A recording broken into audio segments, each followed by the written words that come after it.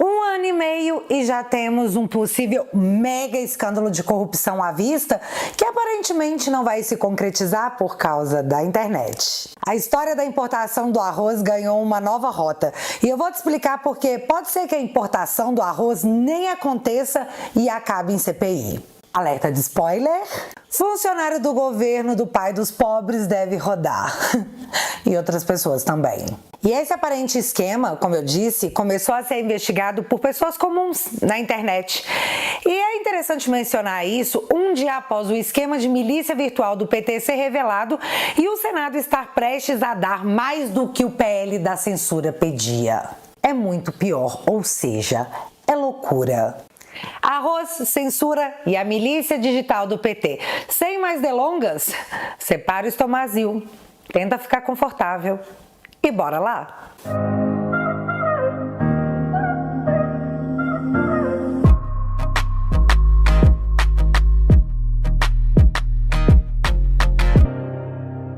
Como são 3 temas, eu vou começar pela milícia digital do PT e mostrar como uma coisa vai ligando na outra. Fica aí que você vai entender. Milícia digital do PT mais uma vez revelada pela mídia. E eu digo mais uma vez porque esse assunto é antigo. A mídia sempre faz matéria, tem um caminhão de provas e a justiça nunca se importa. E é interessante pensar que as provas que tinham para nos acusar de milícia digital, no meu caso, era que eu seguia alguns perfis no Twitter e fazia vídeos em apoio ao governo Bolsonaro. Eu digo interessante para não falar outra coisa, já que a democracia agora proíbe, né? Mas tá, vamos entender porque é complexo. Em resumo, o PT, através da SECOM, que era do Paulo Pimenta, faz reuniões diárias às 8 da manhã com servidores. Discutem as pautas que devem ser levantadas nas redes sociais na tentativa de pautar o debate nas redes. E aí, quando é necessário, eles acionam os influenciadores digitais. Mas como e quando seria feito esses acionamentos aos influenciadores digitais? Não sabemos, porque o governo não respondeu. Isso não choca ninguém, porque é de conhecimento público a milícia digital do PT que usa dinheiro público para atacar opositores na internet.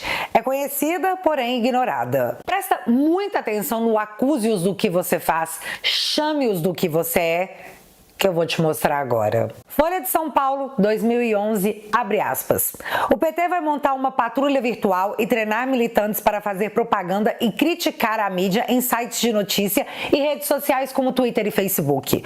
O partido quer promover cursos e editar um manual do twitteiro petista com táticas para a guerrilha na internet. A ideia é recrutar a tropa a tempo de atuar nas eleições municipais de 2012. Vamos espalhar núcleos de militantes virtuais por todo o país, promete o petista Adolfo Pinheiro, 36 anos, encarregado de apresentar um plano de ação amanhã ao presidente da legenda, Rui Falcão.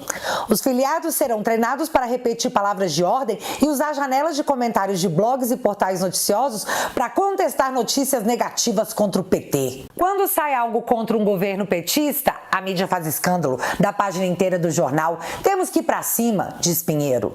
Nossa única recomendação é não partir pra baixaria e manter o nível do debate político, afirma ele. A criação dos chamados MAV, Núcleos de Militância em Ambiente Virtual, foi decidida no 4º Congresso do partido em setembro.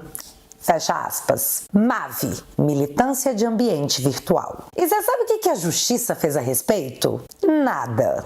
Em 2014, foi a vez do Estadão noticiar a guerra virtual do PT. Abre aspas. A ordem do ex-presidente Lula, que mandou o PT ir para cima daqueles que expõem os maus feitos do partido, foi perfeitamente entendida. Os petistas estão articulando uma verdadeira guerrilha para atuar nas redes sociais durante a campanha eleitoral. Não deixem ataques sem defesa, disse o presidente do PT paulista, Emílio de Souza, a participante de um camping digital promovido pelo partido para treinar essas milícias virtuais. É com esse ânimo que os petistas se aprontam para o que consideram ser uma guerra, na qual a verdade é o que menos importa. Motivos não faltam para que o PT se preocupe. Multiplicam-se evidências de que o escândalo da Petrobras é muito maior do que o noticiado até agora. Além disso, o eleitorado começa a se dar conta de que a imagem de administradora competente atribuída pela propaganda oficial à presidente Dilma Rousseff não corresponde à realidade. Quando fala em rebater os ataques que sofre, o partido pretende negar a realidade realidade, desqualificar os que pensam de modo diferente e propagar teorias da conspiração para justificar os problemas reais do país que governa. Nada melhor para isso do que o lado obscuro das redes sociais, onde o descompromisso com os padrões éticos e técnicos do jornalismo profissional permitem que mentiras sejam tomadas como verdade e que verdades sejam combatidas como mentiras repetidas 1000 vezes. Reputações são dizimadas em alguns cliques para um partido que se vê como a encarnação da vontade popular e que considera as opiniões divergentes como manobras dos inimigos do povo. Nenhum esforço é pequeno para denunciar os algozes do novo Brasil construído pelo lulopetismo. O tal camping digital que o partido montou para doutrinar seus seguidores respeita esse espírito. Adestrar seu exército para disseminar a verdade oficial, não só em páginas do partido, mas também na forma de patrulha sistemática em sites e blogs alheios. Nesse encontro petista, cerca de 2.000 inscritos ouviram dicas sobre como ganhar audiência em blogs, defender o partido na internet e navegar sem deixar rastros que permitam a identificação. A desculpa esfarrapada que, conforme o programa oficial, é dar prejuízo à NSA, a agência de espionagem americana acusada de bisbilhotar a internet no resto do mundo. Na prática, porém, trata-se de aprender a espalhar inverdades de forma anônima, evitando processos judiciais. Além disso, os militantes com presumível excitação juvenil puderam assistir a debates didáticos com o intitulado como As Elites e a Mídia Desconstroem a Verdade dos Fatos e também a palestras na internet informando a disputa política preferida do ex-ministro Franklin Martins, que aliás está na vanguarda da luta dos radicais petistas para amordaçar a mídia crítica ao governo e que gostaria de ver o PT aparelhar a internet tanto quanto aparelhou a administração. De quebra, em um debate sobre como responder às críticas sobre os gastos com a Copa, a audiência pode desfrutar das opiniões de Jânio Carvalho Santos, ex-diretor da torcida organizada Mancha Alviverde do Palmeiras, que já foi preso pela morte de um torcedor corintiano e por tumultos durante um jogo. Em uma das sentenças, o juiz informou que Jânio tem personalidade voltada para a prática de atos violentos e conduta social reprovável. Não é de hoje que o PT trata a internet como trincheira. Fecha aspas. Em 2014. Veja bem se não é tudo que eles nos acusam.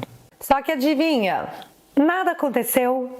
Chegamos então em 2015, onde a Veja teve que desenhar que essa militância não era gratuita. Fernando Rodrigues, uma exceção do UOL, divulgou as contas de publicidade federais para os blogs patrocinados pelo PT para atacar jornalistas e veículos independentes que denunciam a roubalheira do suposto partido. As palavras da chamada mídia alternativa passaram de 6,9 milhões em 2013 para 9,2 milhões em 2014, ano que tivemos eleições gerais no Brasil e a presidente Dilma Rousseff foi eleita. Petrobras e subsidiárias, além de Caixa Econômica Federal e Banco do Brasil, desembolsaram praticamente 91%, ou 8,4 milhões de reais do dinheiro repassado aos blogueiros sujos do PT. As tabelas abaixo mostram quanto você paga pela propaganda petista. E aí a Veja expõe, o quadro com os nomes e os valores da militância que nós, contribuintes, bancamos. Valores de 2014. Brasil 247, o maior blog petista até hoje, no ano 2014, recebeu quase 1,5 milhão de reais. Brasil de Fato, 335 mil. Brasil Econômico, 3,5 milhões. Blog do Luiz Nassif, 1 milhão. Diário do Centro do Mundo, 209 mil. Ópera Mundi, 684 mil reais. Revista Fórum, quase 100 mil reais. Kennedy Alencar, 194 mil reais. Agora vamos às empresas de jornalismo profissional. O UOL levou 14 milhões e 600 mil. A Globo.com mais G1, 13 milhões e meio. O R7, 6 milhões. O Terra, 9 milhões. Do seu dinheiro, galera. Do nosso dinheiro. Em ano eleitoral. Mas tudo bem, essa matéria aparentemente não convenceu a justiça de fazer alguma coisa. Vamos para 2017? Aqui o G1 nos conta que Mônica Moura, esposa do então marqueteiro do PT, pegou R$200 mil em espécie para que o perfil Dilma Bolada, que era defensor da Dilma, reativasse o perfil, já que a presidente na época tinha ficado furiosa com o fim da página. E você acredita que não deu nada? E eu digo que não deu nada porque assim que o Dilma assumiu, no ano passado, o dono do perfil ganhou um cargo na empresa Brasil de Comunicações, a nossa querida EBC. Viu? Com eles é assim que funciona. Para terminar de escrachar o negócio todo e não deixar nenhuma dúvida sobre o que de fato o PT fazia na internet, em 2018 estourou o mensalinho do Twitter, que para quem não se lembra, foi um esquema desvendado onde influenciadores eram pagos para falar bem do governo e de parlamentares e candidatos de esquerda, entre eles, inclusive, Gleisi Hoffmann. Foi sim um mega escândalo na época, mas nada de concreto aconteceu. E foi quando chegamos em 2019, onde na CPMI das fake news, a Caroline de Tony levou o assunto à discussão avisando: nós vamos usar esse CPI para investigar essa bagaça. Já nos requerimentos 181, 193 e 204, nós queremos investigar o conhecido mensalinho do PT. No que consistia, então, o mensalinho do PT? Se refere a um esquema de pagamento de influenciadores de redes sociais para a propagação de pautas positivas disfarçadas de notícias, que ficou conhecido popularmente como mensalinho do PT. E eu estou falando isso com base na imprensa da época. Por exemplo, notícia aqui da Folha de São Paulo, que é um veículo muito respeitado pela oposição.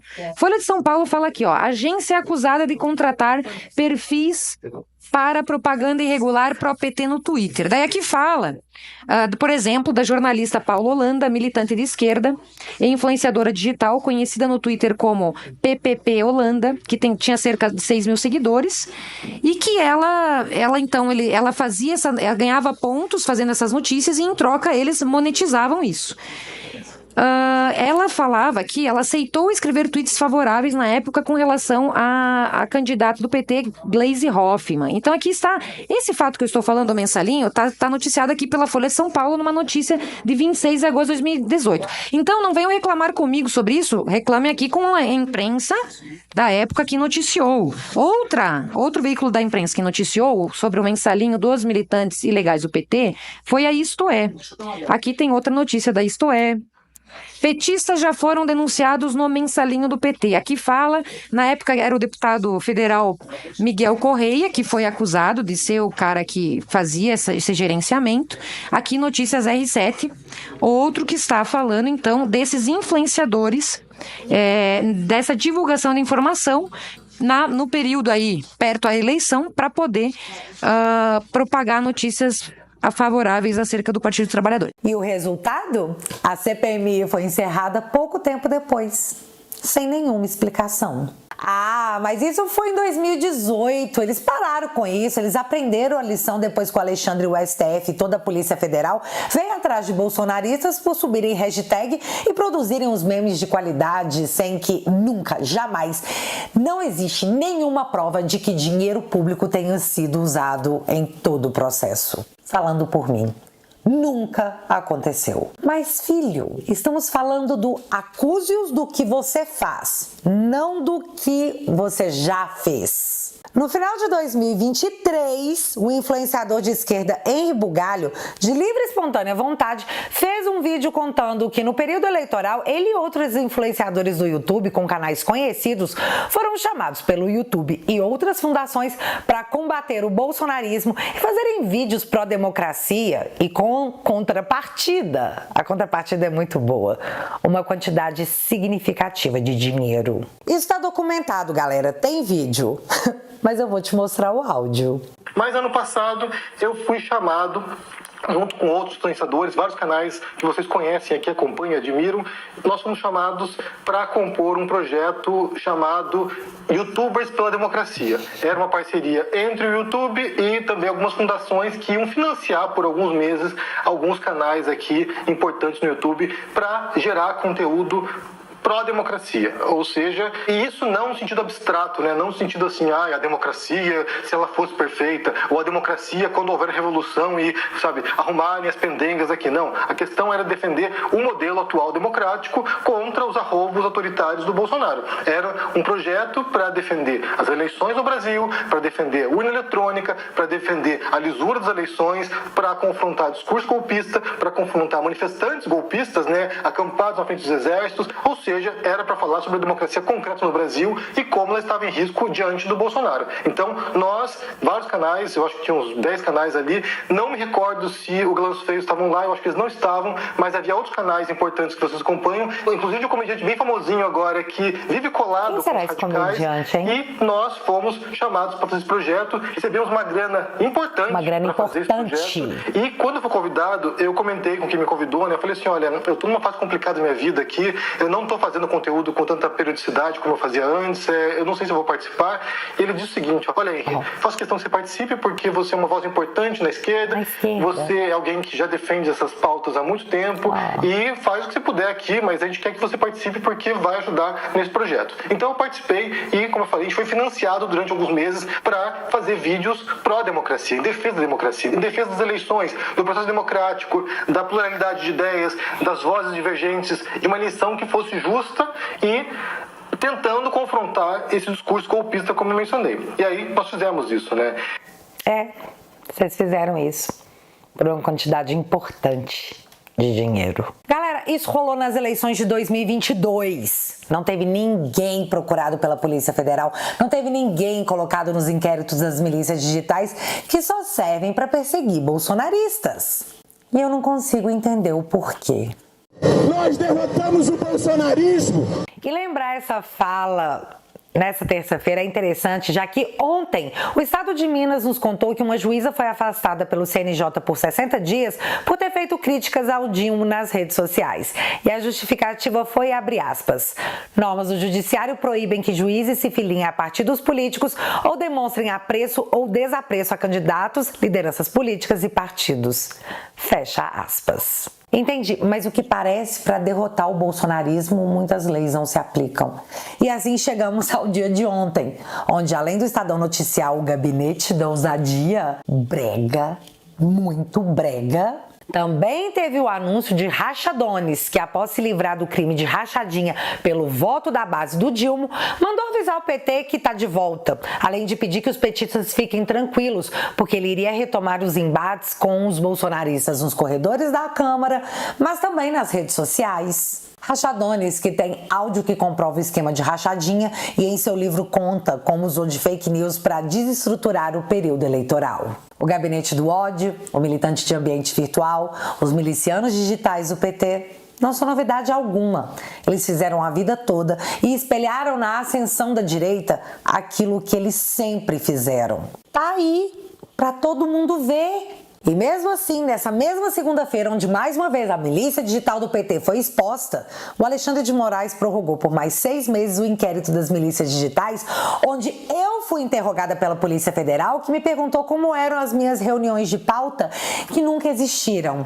Resta saber se a Polícia Federal fará a mesma pergunta para a milícia digital do PT, que tem reunião de pauta marcada diariamente às 8 da manhã. Mas a gente já sabe que alguns são mais iguais que outros.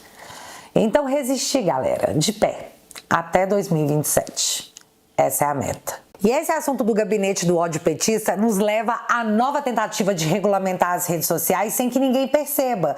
Porque, galera, eles precisam nos calar imediatamente, antes que aconteça em 2026 o que aconteceu lá na Europa esse fim de semana. Uma avalanche de direita. Para justificar a guinada dada pela Europa para a extrema direita, porque é só assim que eles se referem.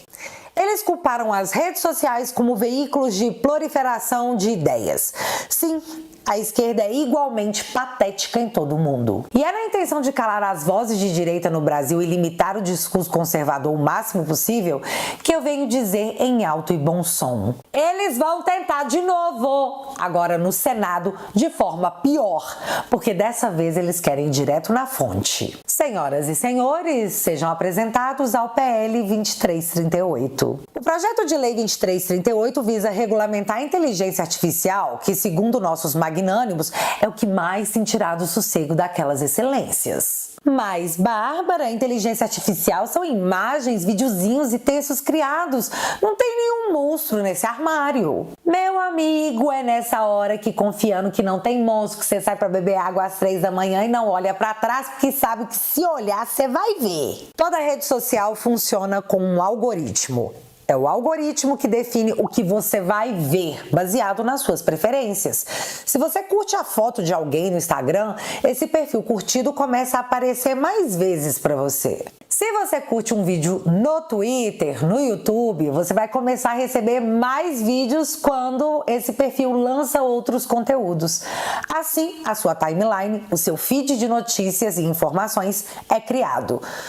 Tudo quem faz é o algoritmo e ele é treinado para se adaptar às suas preferências. E você sabe o que é um algoritmo? Uma inteligência artificial. Vou trazer aqui a postagem do André Marsiglia, que é um especialista em liberdade de expressão, que ele explica bem o que vai vir a seguir. Presta atenção que eu vou abrir aspas para ele. Atenção! A expectativa de que nessa semana seja apresentado para debate e votação no Senado o substitutivo do PL 2638, que trata de inteligência artificial. A redação tem problemas, podendo facilitar que governos exerçam controle político sobre a liberdade de expressão nas redes.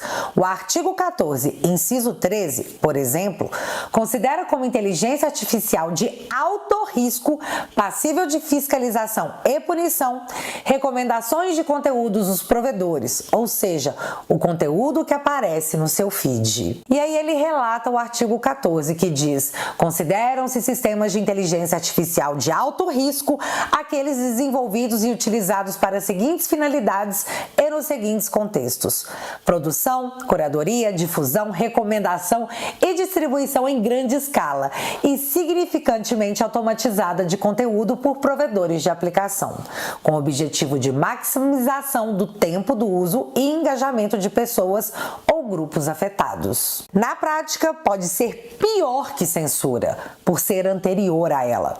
Pela redação, governos poderão exercer influência sobre conteúdos antes mesmo de serem distribuídos ao usuário, sob a justificativa de combate à desinformação.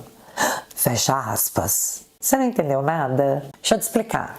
Vai ser criada uma agência de regulamentação para o algoritmo e a criação dessa agência vai ficar a cargo do governo. Logo, o governo, em vez de censurar um discurso ou uma postagem, ele, através do algoritmo, poderá de cara impedir que ele chegue a qualquer pessoa com alegações rasas, tipo: esse é um conteúdo de ódio. Assim, não vai ser necessário excluir um post ou um comentário ou um vídeo, porque o próprio algoritmo vai barrá-lo de ser distribuído. Essa insanidade vai ser discutida nessa terça-feira em um grupo de trabalho lá no Senado.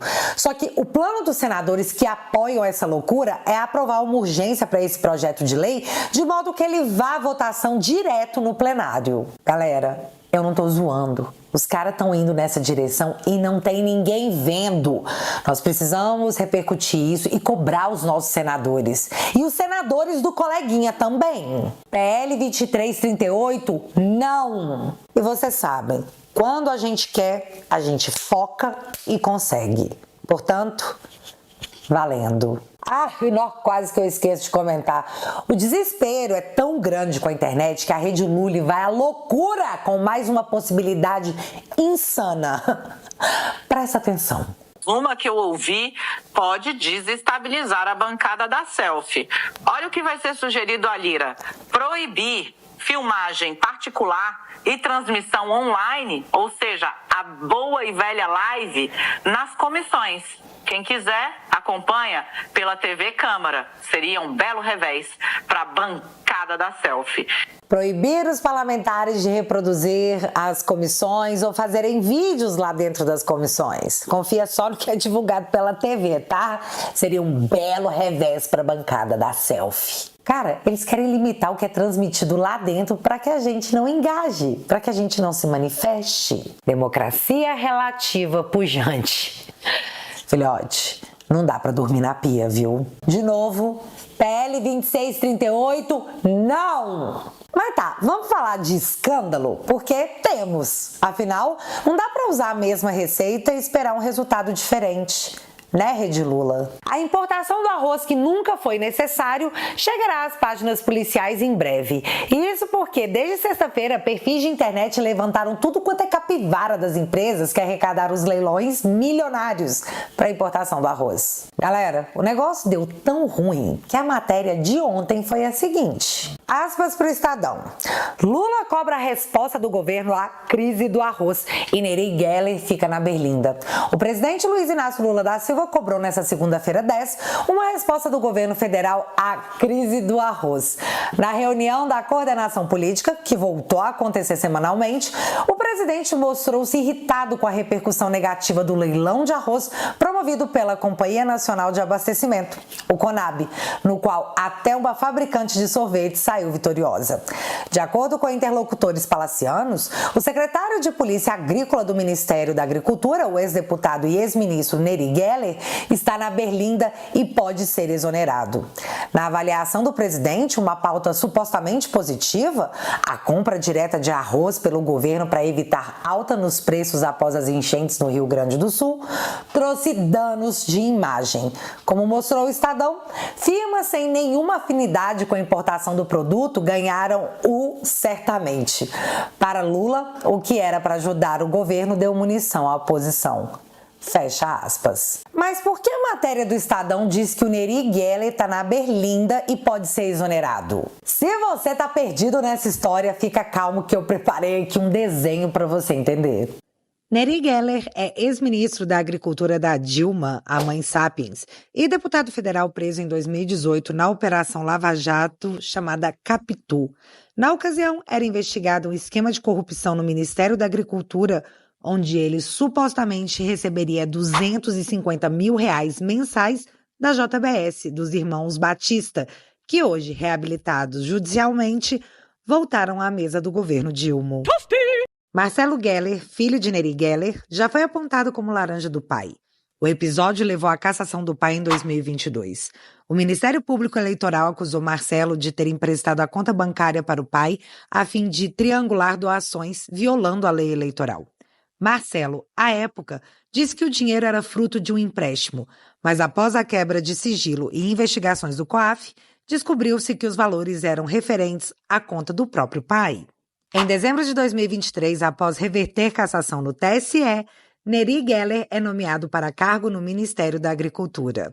Geller, em 2022, fez campanha para o Lula. Robson França é ex-assessor parlamentar de Neri Geller. Ele é presidente da Bolsa de Mercadorias do Mato Grosso e da Foco Corretora. Ambas as empresas foram destaque no leilão do arroz, arrematando 9 dos 15 lotes do leilão. 90 mil toneladas, referentes a 468 milhões de reais. Ele também foi o corretor no leilão, mas, além de tudo isso, ele é sócio de Marcelo Geller, filho de Neri Geller, na GF Business Limitada, aberta no ano passado. Tiago dos Santos, o diretor de operação da Conab, também é ex-assessor de Neri Geller e chegou a diretor de operações da Conab por indicação do próprio Neri Geller. Em 2023, Robson e Tiago estavam juntos em uma foto que levava a seguinte legenda: O Encontro de Milhões. Em comentário ao Estadão, Robson disse que trabalhou com Neri em 2018 e 2019 e que de lá para cá foi tocar sua vida.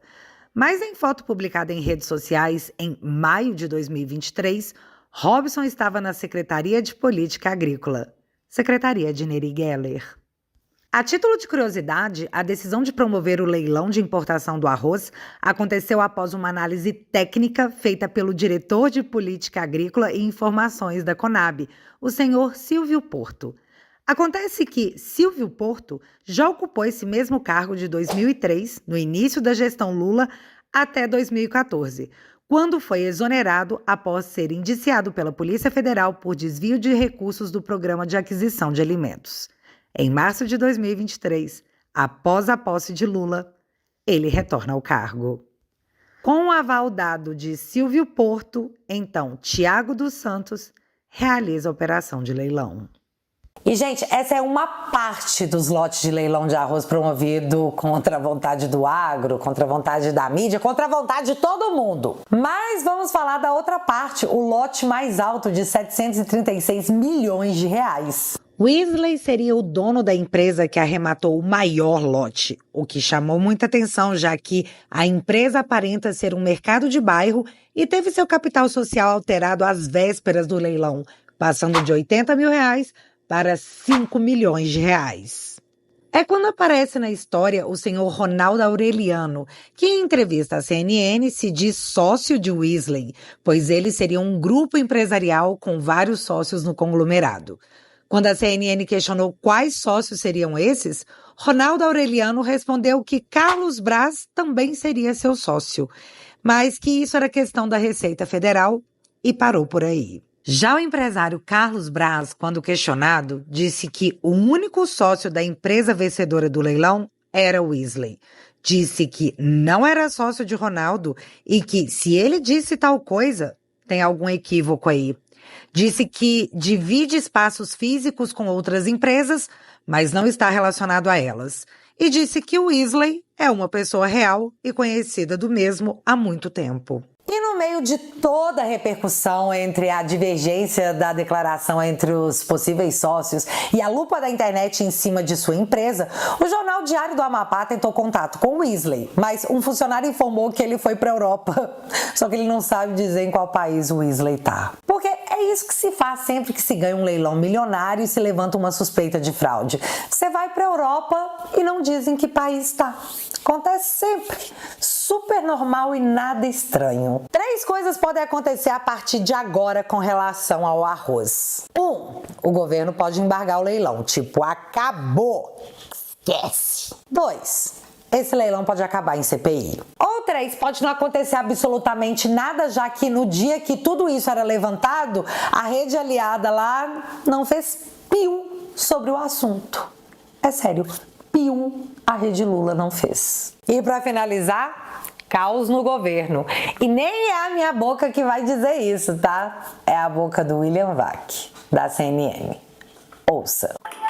Começa a se instalar no governo Lula 3, uma espécie de rotina. É segunda-feira?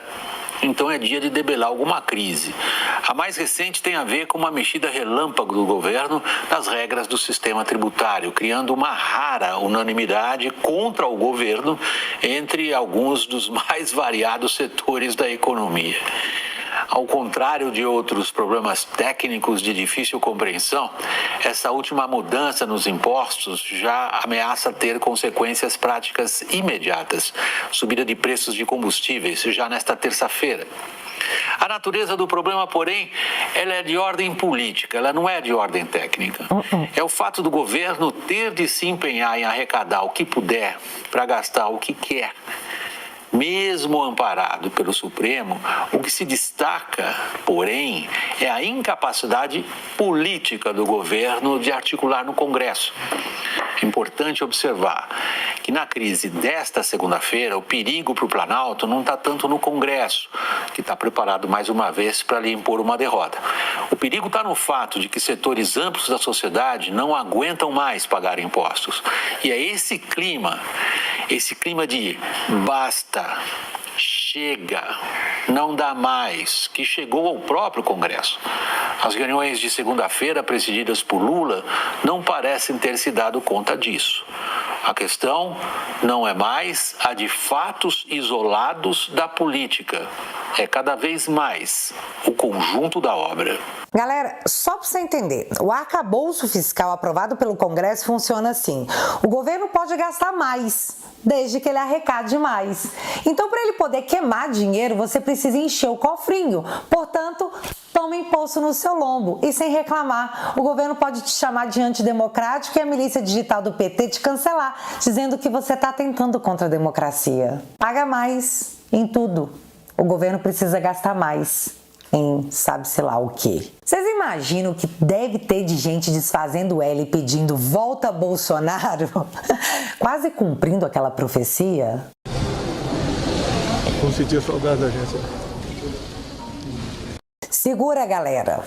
É até 2027. E sim, vou usar o final do vídeo para te convidar a financiar meu trabalho, ajudar a pagar os advogados e em troca ter acesso a um conteúdo exclusivo. Por 10 bonoros por mês você faz toda a diferença nessa jornada que é longa, mas que só começou. Não tá fácil agora, nem vai estar fácil nos próximos meses, mas a gente tem um objetivo: esperar até que a guinada mundial que a direita está levando ao mundo chegue aqui em terras tupiniquenses. E ela vai chegar. Até lá, se divirta e se informe com os vídeos exclusivos. E em troca, ajude na produção de mais vídeos que irritam e muito aqueles que desejariam o discurso único. Mas não no nosso turno. Se você quiser e puder, vou deixar o link fixado aqui no primeiro comentário e desde já, muito obrigada. Mas agora eu quero saber de vocês. O Arrosgate vai dar em quê? Milícia digital do PT, plenamente ignorada pela justiça que acorda e dorme pensando em Bolsonaro? Me conta aqui nos comentários que eu quero saber. Se você ainda não é inscrito aqui no meu canal, meu amigo, se inscreve e deixa seu like, porque você já sabe, acontecendo alguma coisa de relevante ou irrelevante, a gente volta. Beijos, galera!